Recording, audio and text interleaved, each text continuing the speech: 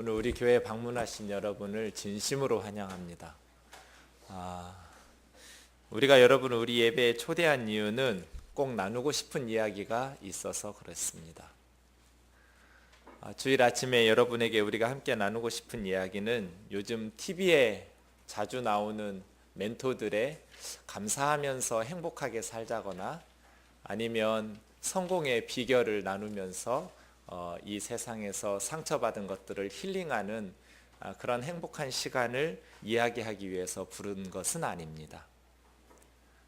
좀 더 심각한 얘기입니다. 한 달쯤 전에 저는 사랑하는 형님에게 슬픈 이야기를 해야 될 입장에 처해 있었습니다. 형님 나이가 55세신데 온몸에 암세포가 퍼졌습니다. 본인은 모르고 흑석동에 있는 중대병원에 입원 중인데 가족들이 망설이고 있어서 제가 본인도 알려야 된다라고 이야기한 후에 제가 이야기하겠노라고 자원해서 병원에 갔습니다. 웃으면서 저를 맞이해 주는데 차마 말이 입에서 떨어지지가 않았지만 형님, 지금 형님 온몸에 암세포가 퍼져 있습니다. 의사들 말로는 한 달도 채 남지 않았을 것이라고 말합니다. 물론 기적적으로 다시 살아날 수도 있지만 그럴 가능성은 거의 없습니다. 이제 이 세상에서의 삶을 정리하셔야 될 시간이 됐습니다. 웃으면서 맞아주던 형님의 얼굴이 긴장의 빛이 역력합니다. 그리고 굳어졌습니다. 2주 후에 형님은 돌아가셨습니다. 형님의 장례식을 치르고 3일 후에 우고 차베스 전 베네수엘라 대통령이 돌아가셨습니다. 의사들의 말에 의하면 죽는 마지막 순간까지 차베스 전 대통령은 나는 죽고 싶지 않다라고 속삭였다고 말합니다. 이 세상에서 죽고 싶은 사람이 누가 있을까요? 만일 지금 여러분이 그 형님과 차베스 대통령의 입장이라면 어떻게 하시겠습니까? 사람 불러다 놓고 아침부터 재수없게 무슨 죽는 이야기를 하는가, 이렇게 뛰쳐나가고 싶은 그러한 불평이 마음속에 생기실 것 같기도 합니다. 하지만 이것이 우리 모두에게 사실이기 때문에 그렇습니다. 좋은 이야기들은 TV에서 사람들이 많이 하시니까 저는 TV에서 잘 안 하는 이야기, 우리가 회피하고 싶은 이야기, 다른 사람들은 그럴지라도 나에게만은 일어나지 않았으면 하는 바로 그 일이 일어난다면, 그리고 언젠가 누구에게서 우리도 이제 당신의 삶이 얼마 남지 않았다라고 들을 텐데 그날을 준비하는 그러한 말씀을 함께 나누고자 합니다. 우리에게 죽음의 시간이 얼마 남지 않았다면 우리 중 누구도 돈을 더 벌어야 된다거나 권력을 더 얻어야 된다거나 지식을 더 쌓아야 된다라고 집착하는 사람은 아무도 없을 겁니다. 그동안 세상에서 우리가 집착했던 모든 것들이 죽음을 얼마 남겨두지 않고서는 다 허망하게 보일 것이기 때문에 그렇습니다. 이 땅에서의 삶을 정리하고 그 다음 세상을 나아갈 때 성경이 우리에게 가르쳐주는 두 개의 문장이 있습니다. 히브리서 9장 27절인데 한 번 죽는 것은 사람에게 정하신 것이요 그 후에는 심판이 있으리니 라는 말씀입니다. 이 두 개의 문장 중에 앞에 나오는 문장을 거부할 사람은 아무도 없습니다. 누구나 모든 사람이 한 번 죽는 것이 정해져 있음을 인정합니다. 그러나 뒤에 나오는 두 번째 문장에 대해서는 의견이 갈립니다. 모든 사람에게 한 번 죽는 것은 정해진 것인데 그 후가 어떻게 될 것인가? 성경은 심판이 있다고 말씀하십니다. 하나님 앞에 서야 된다는 뜻입니다. 어떤 이들은 심판이 있다고 믿지만 어떤 이들은 죽으면 끝이라고 말합니다. 그래서 영국의 철학자 버틀란트 러셀은 모든 종교의 기초는 두려움이라고 말합니다. 두려움이 모든 것의 기초이다. 신비에 대한 두려움, 패배에 대한 두려움, 죽음에 대한 두려움. 기독교인들이 스스로를 비하하면서 끔찍한 죄인이라느니 뭐니 떠들어대는 얘기를 듣고 있노라면 자존심을 가진 인간이 어떻게 저럴 수가 있는가 싶어 경멸감마저 든다. 나는 왜 그리스도인이 아닌가라는 책에 나오는 구절을 드립니다. 저는 지금 여러분에게 두려움을 조장시켜서 제가 원하는 무엇인가를 얻어내고 싶은 마음이 없습니다. 우리가 예수님을 믿는 것은 예수 믿는 그리스도인들이 세상 사람들보다 겁쟁이이기 때문이 아닙니다. 일제강점기에 가장 용감하게 독립운동했던 사람들은 크리스찬입니다. 군사독재 시절에 가장 용감하게 군사독재를 극복하기 위해서 노력했던 사람들도 젊은이들과 기독교인들입니다. 우리가 예수 그리스도를 믿는 것은 두려움 때문이 아니라 그것이 사실이기 때문에 그렇습니다. 우리가 스스로를 죄인이라고 말하는 것은 스스로를 비하하려는 것이 아니라 그것이 사실이기 때문에 그렇습니다. 저는 목사입니다. 누구보다도 깨끗하고 착하게 살고 싶은 사람입니다. 하지만 저는 양심상 제가 죄인이 아니라고 말할 수 없습니다. 착하게 살고 싶은데 착하게 살지를 못합니다. 깨끗하게 살고 싶은데 깨끗하게 살지 못합니다. 그러면 어떻게 해야 될까요? 저는 지금까지 나는 죄가 없다는 사람을 만나본 적이 없습니다. 양심껏 살려고 노력했지만 이 세상에 죄 없는 사람이 어디 있느냐고, 나도 죄인이라고 모두 다 그렇게 말합니다. 자, 그 죄를 가지고 하나님 앞에 갑니다. 하나님, 나는 그래도 다른 사람들에 비해서 죄가 적으니 그래도 양심껏 살려고 착하게 살려고 노력하다 왔으니 하나님 나를 천국에 보내주십시오. 이렇게 말할 겁니다. 그러나 하나님의 생각은 다르십니다. 죄로부터 벗어날 수 있는 길은 이 세상에서나 하나님 앞에서나 벌을 받는 겁니다. 그동안 착하게 살았다고 해서 내가 지은 죄를 용서해 주는 판사는 없습니다. 그 죄를 해결하려면 벌금을 내든지 감옥에 가든지 벌을 받아야 그 죄로부터 자유로워질 수 있습니다. 하나님 앞에서도 마찬가지입니다. 그동안 착하게 살았으니 우리들이 지은 죄는 없던 것으로 치는 분이 아닙니다. 착하게 산 것은 기특하게 여기고 칭찬을 받을 수 있겠지만 우리의 죄에 대해서는 심판을 받으신다고 말씀하십니다. 사탄은 맨 첫사람 아담과 하와에서부터 하나님의 심판이 없다는 것을 인간들에게 확신시켜 주는데 성공해 버렸습니다. 불행한 일입니다. 절대로 죽지 않아 이 선악과를 따먹으면 너희들 눈이 밝아져서 하나님처럼 될 줄 알고 못 먹게 하신 것이지 너희는 죽지 않아. 하와가 따먹었는데도 죽지 않았습니다. 남편에게 따져서 아담, 하와의 남편도 선악을 알게 하는 나무를 먹었습니다. 지금 현대인들에게도 사탄은 하나님의 심판이 없다라는 것을 설득하는 데 성공했습니다. 그래서 사람들은 죽으면 끝이라고 믿지, 한번 죽는 것은 사람에게 정해진 것 맞지만 그 후에 심판이 있다라는 것은 인정하지를 않습니다. 오늘 본문에 나오는 이야기는 베드로입니다. 예수님이 십자가에 달리시고 사흘 만에 부활하신 후 제자들에게 나타나시면서 베드로를 부르십니다.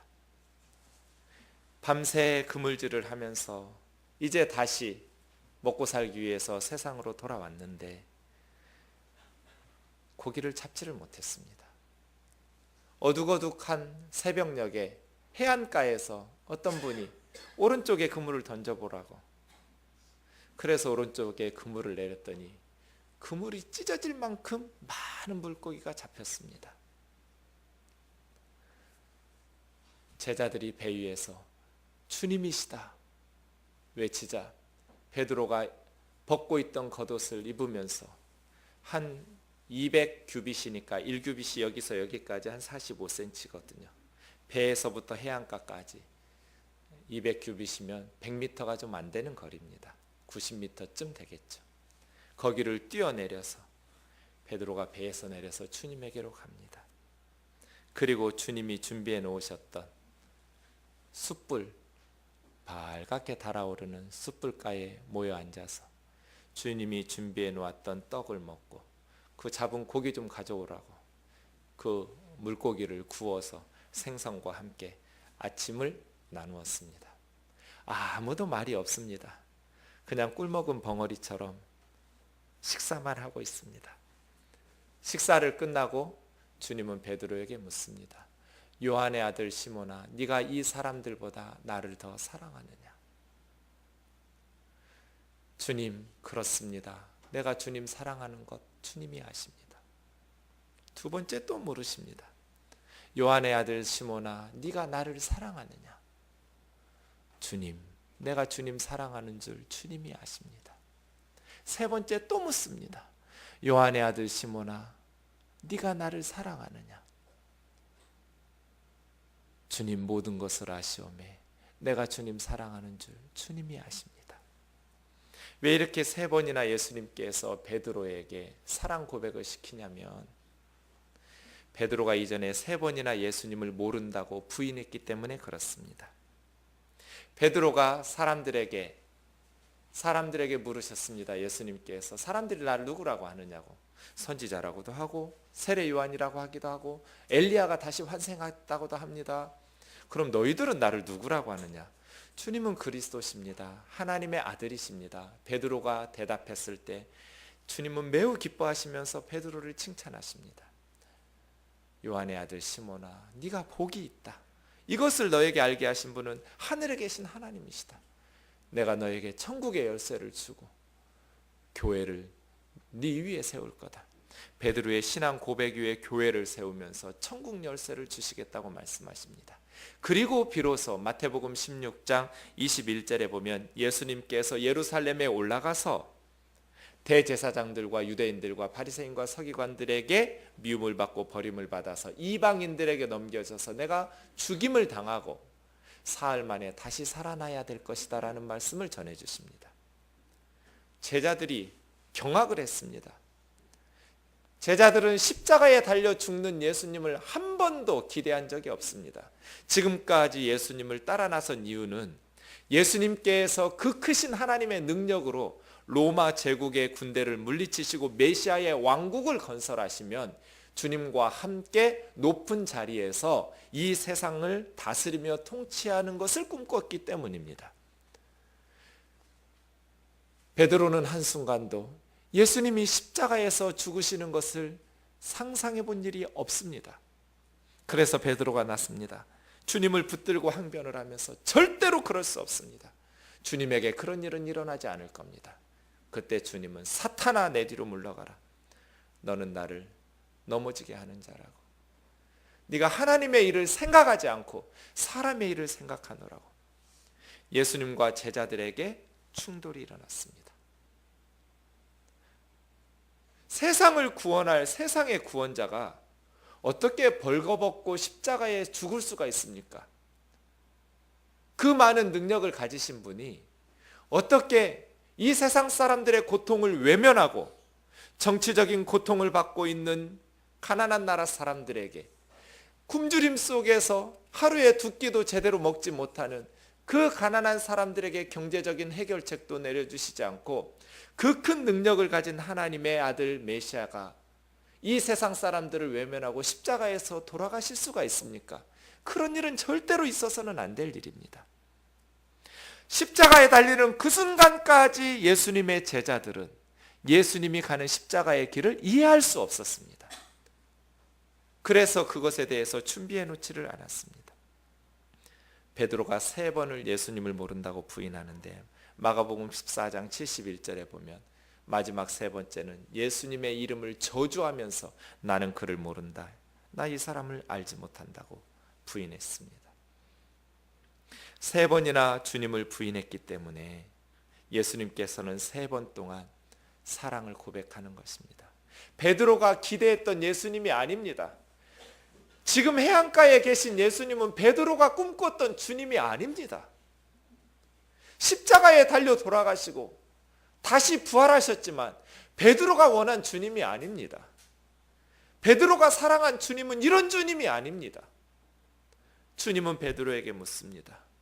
베드로야, 그래도 네가 나를 사랑하느냐?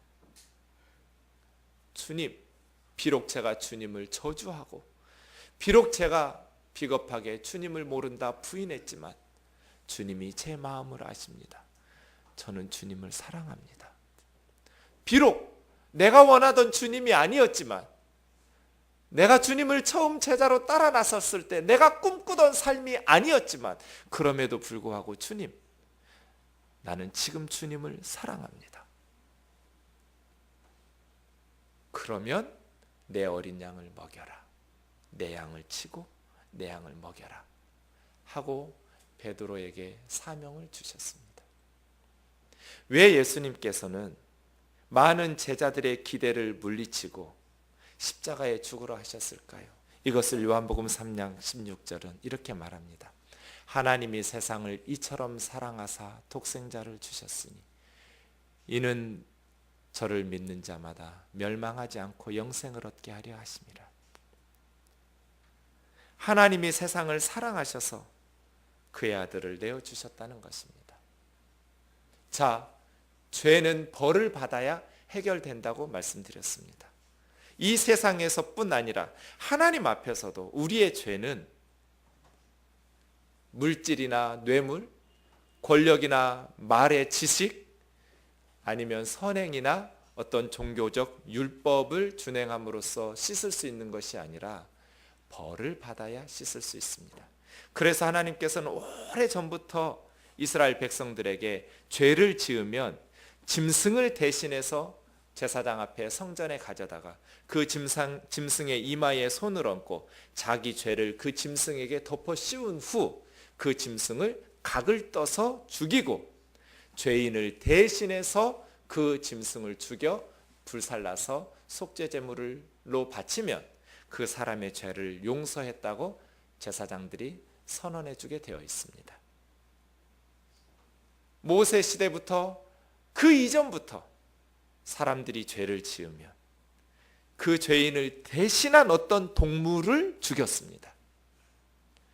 예수님께서는 그 인간의 죄를 대신하여 죽으시는 어린 양과 같이 우리 죄를 대신하여 죽으신, 그것은 하나님의 사랑이었다고 말씀하고 있습니다. 의로운 사람을 위해서 대신 죽어줄 사람 별로 없을 겁니다. 착하고 선한 사람을 위해서 대신 용감하게 죽어줄 사람도 많지 않을 겁니다. 하지만 인간 쓰레기 같은 죄인을 위해서 대신 죽어주겠다고 나서는 사람은 얼마나 있을까요? 그럼에도 불구하고 하나님께서 죄인된 우리들을 대신하여 그의 아들을 십자가에 내어주심으로써 우리를 얼마나 사랑하시는지를 확증해 주셨습니다.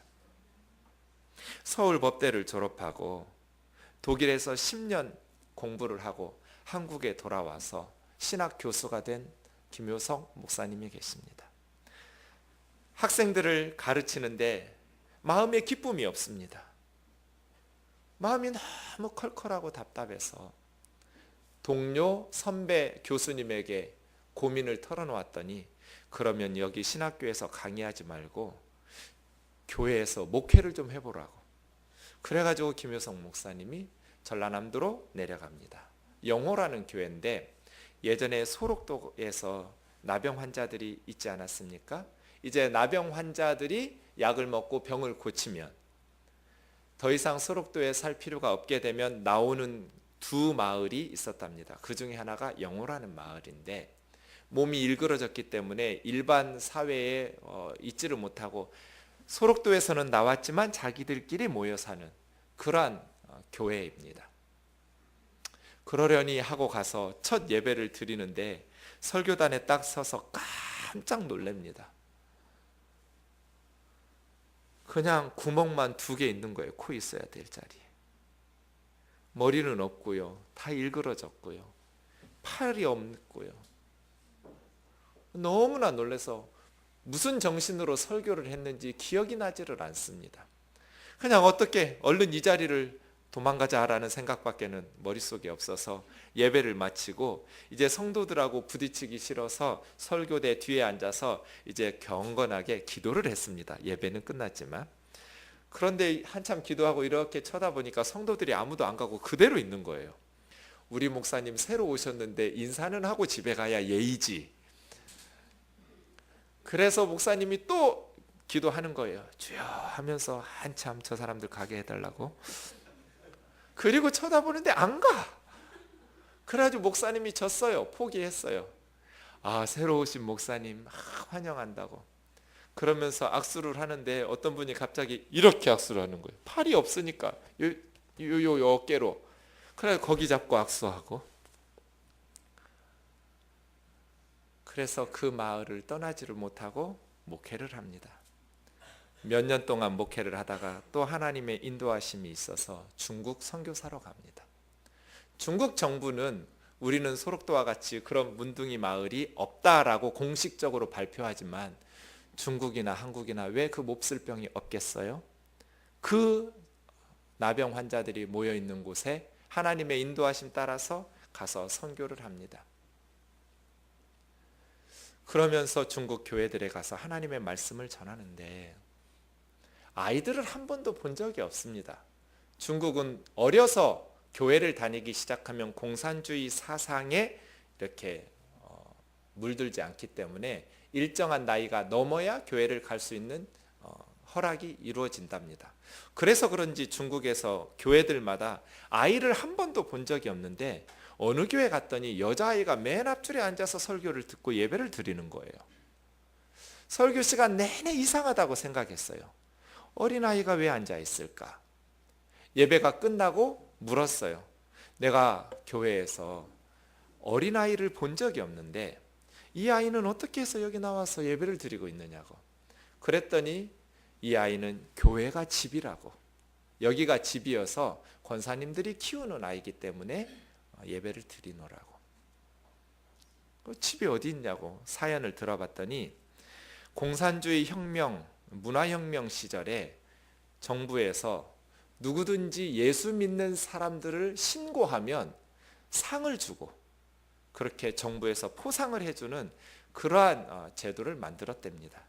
그런데 어느 집에 만삭인 아내가 크리스찬이었는데 남편이 고발을 한 거예요. 우리 아내 교회 다닌다고. 쓱을 잡것이죠. 자매들이여 형제를 믿지 말지어다.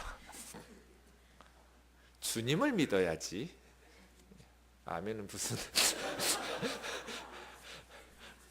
네. 부끄럽지만 네. 그러니까 예수 잘 믿는 남편.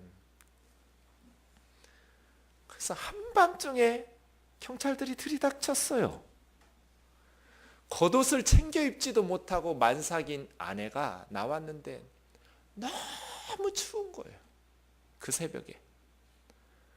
그래가지고 어디 갈 데가 없어서 교회당 앞에 가서 마지막으로 내가 죽어야겠다 해서 교회당에 갔는데 교회 문이 잠겨 있어요. 교회 문 앞에서 얼어 죽었어요. 그 다음날 새벽에 교회 권사님들이 시장에 물건 띠러 장사하는 권사님들이 물건 띠러 가는데 웬 젊은 여자가 교회당 앞에서 벌거벗은 채로 얼어 죽어 있는 거예요. 그런데 피가 흘려져 있고 그 다음에 그 품 안에 옷으로 돌돌돌돌 말려있는 갓난아이가 있는 거예요. 여자아이가 울고 있어요. 그래서 그 엄마를 장례를 치러주고 그 여자아이를 교회에서 권사님들이 키운 거예요. 목사님이 가시기 1년 전에 여자아이가 6살인가 7살인가 그때쯤인데 1년 전에 어느 날 교회 할머니들한테 우리 엄마를 찾더래요. 울면서 막무가내로 우리 엄마 어딨냐고. 그래서 권사님 한 분이 내가 니네 엄마다 그랬대요. 아니라고. 다른 애들 엄마는 다 젊은데 왜 우리 엄마는 이렇게 늙었냐고. 할머니 우리 엄마 아니라고. 우리 엄마 내놓으라고. 그래가지고 그랬대요. 잘 들어라. 너희 엄마는 너를 너무 사랑해서 네 대신 얼어 죽었다.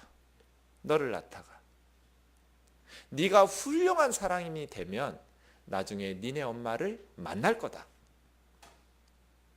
그랬더니 이 아이가 갑자기 멍하고 있다가 다시 떼쓰기 시작했어요. 지금 우리 엄마 있는 대로 나를 데려가라고.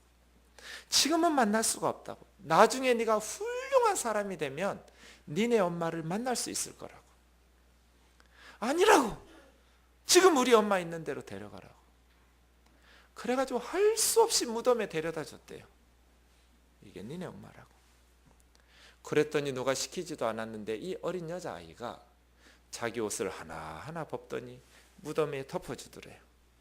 그리고 뚝뚝 눈물을 흘리면서 엄마가 나를 그렇게 사랑해서 내 대신 얼어 죽었냐고. 이제는 안 춥지, 이제는 안 춥지, 엄마 이제 안 춥지 그러더래요. 하나님이 세상을 이처럼 사랑하사 독생자를 주셨으니 예수님이 왜 십자가에 죽으셨을까요? 그 엄마가 왜 자기 딸을 위해서 대신 죽었을까요? 그 딸에게 무엇을 원했을까요? 원한 게 아무것도 없습니다. 원한 것이 있다면 살아주기만 바랬을 겁니다. 그래서 그 정신에 혼자 아이를 낳고 자기 옷을 다 벗어서 돌돌 말아주고 자기 품에 꼭 껴안고 얼어 죽었을 겁니다. 너는 살아야 된다. 너는 살아야 된다. 세상의 인간들을 대신해서 죽는 신이 어디 있습니까? 이 세상에. 신이 어떻게 죽습니까? 다른 종교는 이런 것이 없습니다. 죄를 지은 사람이 벌을 받는 것이 옳은 겁니다.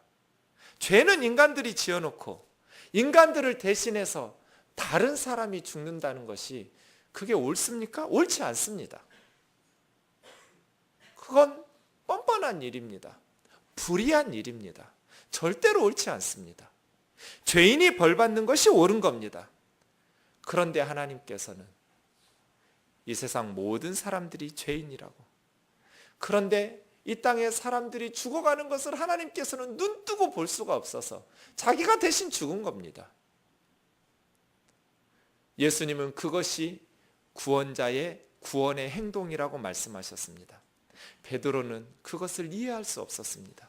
세상을 구원하러 오셨으면 정치적 자유를 주시든지, 로마 군대를 몰아내시든지, 경제적 부유함을 주시든지, 이 지긋지긋한 배고픔과 가난함에서 벗어나게 해주시든지, 아니면 사회적 공의를 실현하셔서 저 부패한 관리들을 몰아내고 의로운 사람들을 그 자리에 앉혀서 이 사회를 구원하셔야지, 어떻게 세상의 구원자가 로마 군인들에 의해서 십자가에 못 박혀 죽임을 당한단 말인가? 도저히 베드로는 이해할 수 없었습니다. 그런 메시아를 기대한 적이 없습니다. 그런데 주님은 십자가에 달리시고 너희 죄를 대신하여 하나님의 심판과 저주를 받노라고, 이것이 너희를 구원하는 길이라고, 이것이 너희를 살리는 길이라고 말씀하셨습니다. 여러분, 세상에는 두 종류의 구원을 말하고 있습니다. 어떤 게 진짜 구원입니까? 정치적 자유, 경제적 풍요, 사회적 평등과 공의와 인권의 실현, 이것이 진짜 구원입니까? 아니면 우리 죄를 대신하여 하나님의 저주와 심판을 받으셔서 이제 하나님의 자녀가 되고 하나님의 백성이 되어서 하나님 앞에서 하나님 나라의 백성으로 사는 것이 구원입니까? 어떤 것이 진짜 구원입니까? 사랑하는 형제 자매 여러분,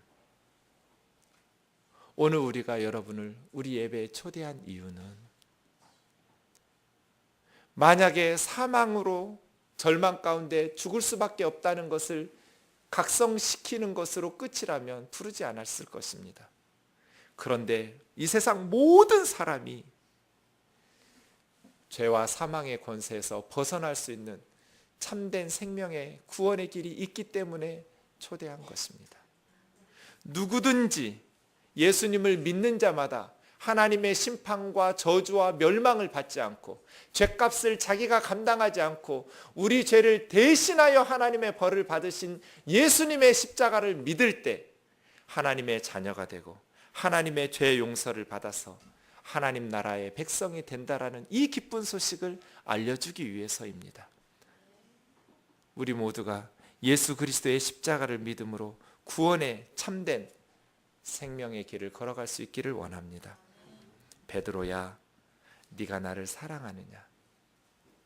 저는 이 질문이 좀 이상하다고 느꼈습니다. 내 양을 먹여라, 내 양을 치라, 내 양을 먹여라. 이것은 이제 예수님이 승천하신 후에 초대 교회를 부탁하는 말씀입니다. 그러면 네가 다시는 나를 부인하지 않고 정말 충성스럽게 일할 수 있겠느냐? 이런 방식으로 질문하셔야 될 것 같습니다. 제 생각에는. 베드로야, 이제는 뉘우쳤느냐? 이제 다시는 나를 버리지 않겠느냐?